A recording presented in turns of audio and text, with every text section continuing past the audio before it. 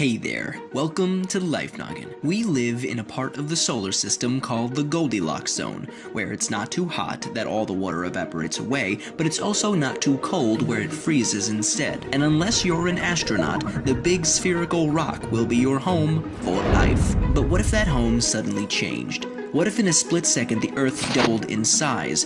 Let's assume that the density remains constant, so the mass of the Earth increased as well. How would that change things? Well, first off, gravity would be very different. The Earth would have 8 times as much mass, and gravity would be twice as strong. So if you stepped on a scale, you'd suddenly weigh twice as much as before. It would be much harder for you to walk, and you'd get tired much more easily. After all, you'd feel like you were giving another version of yourself a piggyback ride, all day, every day, which would look very funny. Over the years, human bones, especially in the legs, would have to become stronger to support this increased weight. Meanwhile, trees would start to collapse, and any new trees that grow in their place might not grow as tall. See, there's a limit for how tall a tree can grow, usually around 400 feet or so. This limit is determined by gravity. Since the taller the tree is, the more energy is required to transport water from the roots to the top. If the amount of energy the tree gains from photosynthesis is more than the energy it takes to transport the water, it'll keep growing. Otherwise, it'll stop.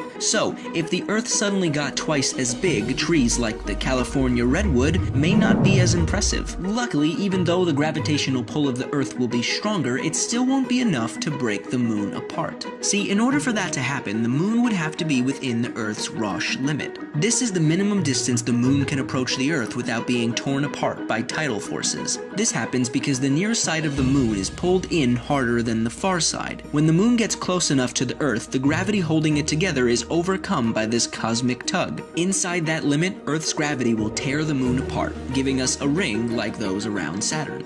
Oh, and the more Earth there is, the more it will heat up. See, if there are more unstable elements in the crust and interior, more heat will reach the surface and there may be much more volcanic activity. And I don't know about you, but I'd rather not live in a world where there's a constant threat of an exploding volcano. Oh wait, are we already living in that? I'm looking at you, Yellowstone. Anyway, if you could live anywhere in the universe, no limitations, where would it be and why? If I could, I'd totally live in Jupiter's Great Red Spot. It'd be pretty dangerous, but I'm an animation.